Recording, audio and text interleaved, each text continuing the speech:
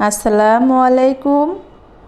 তোহাস মম channel থেকে আমি সুমনা সিদ্দিকা আপনাদের আরও একবার স্বাগত জানাই আমার এই ছোট্ট চ্যানেলে।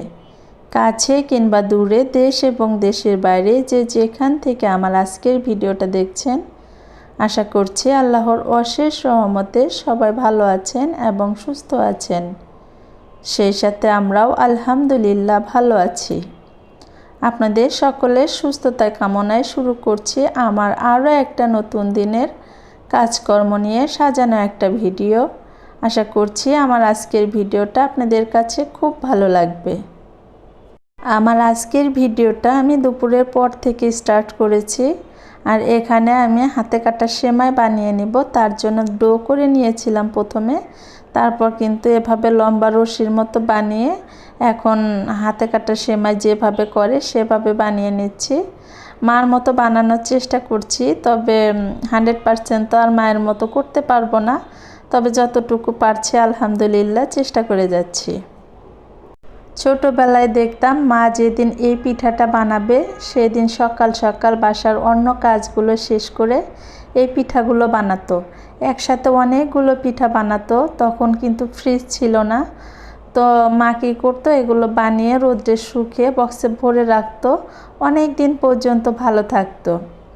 অল্প একটু বানানোর পরে মেয়ের স্কুল ছুটির টাইম হয়ে গিয়েছিল, তা আমি গিয়ে মেয়েকে নিয়ে এসেছি।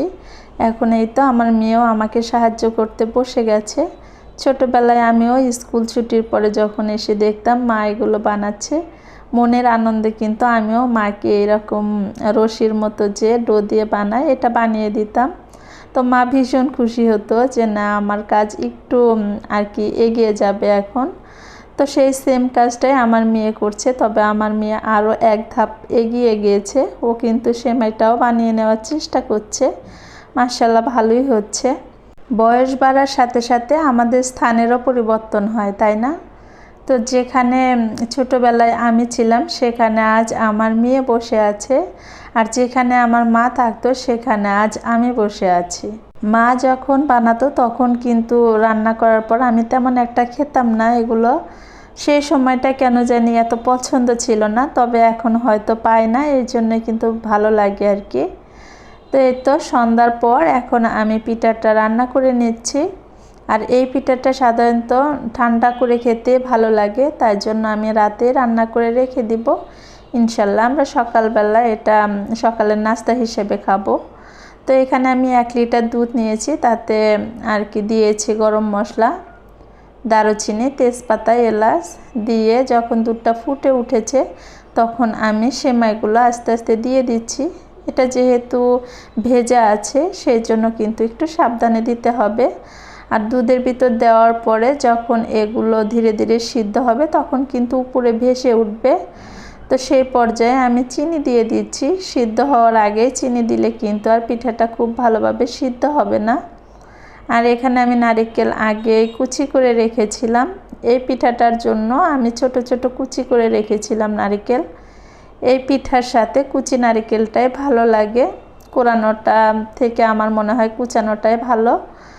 তারপরে এই তো এখানে আমি চুলাটা বন্ধ করে এখন খেজুরের গুড় দিয়ে দিচ্ছি। যদি দুধটা ফেটে যায় এই জন্য কিন্তু আমি চুলাটা বন্ধ করে আগে মিশিয়ে নিয়েছি, তারপর আর কি চুলাটা আবার ধরিয়ে দিয়েছি।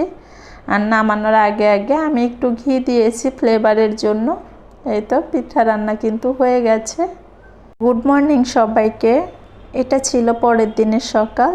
তো সকালবেলা উঠে কিন্তু আমি নামাজ পড়ে নিয়েছি, সেই সাথে সকালের যে কাজকর্ম সেগুলো করে নিয়েছি। এখন আমার নিজের জন্য একটু জিরা পানি বানিয়ে নিচ্ছি। পানীয়টা বানানোর সাথে সাথে আপনাদের কাছে একটা রিকোয়েস্ট করে নিচ্ছি, আমার আজকের ভিডিওটা যদি আপনাদের কাছে কোথাও কোনো অংশ একটু হলেও ভালো লাগে তো প্লিজ একটা লাইক দিতে ভুলবেন না। সেই সাথে আপনি যদি লাইফস্টাইল ব্লগ দেখতে পছন্দ করেন বা এরকম ভিডিও আরও দেখতে চান তাহলে চাইলেই কিন্তু আমার চ্যানেলটা সাবস্ক্রাইব করে আমার পাশে থেকে যেতে পারেন। আর অলরেডি যারা এই কাজটা করে দিয়েছেন তাদেরকে জানাই অসংখ্য ধন্যবাদ। রাত্রে যে পিঠাটা বানিয়ে রেখেছিলাম সেটা দিয়ে এখন সকালের নাস্তা করার জন্য বাটিতে আমি সার্ভ করে নিয়েছি। সেই সাথে এখানে রাত্রের বেঁচে যাওয়া কয়েকটা ভাত ছিল, সেটাও ভাজি করে নিয়েছি। তার সাথে আমি কয়েকটা রুটি, সেই সাথে ডিম ভাজি করে নিয়েছি। যার যেটা খেতে ভালো লাগে সেটা দিয়ে সকালের নাস্তাটা করে নেব আমরা। তো এই তো সকালের নাস্তা খেতে খেতে আপনাদের কাছ থেকে এখানেই বিদায় নিয়ে নিচ্ছি। দেখা হবে পরবর্তীতে নতুন কোনো ভিডিওর সাথে। সেই পর্যন্ত সবাই ভালো থাকবেন, সুস্থ থাকবেন। সবাই সবার জন্য দোয়া করবেন। আল্লাহ হাফেজ। আসসালামু আলাইকুম।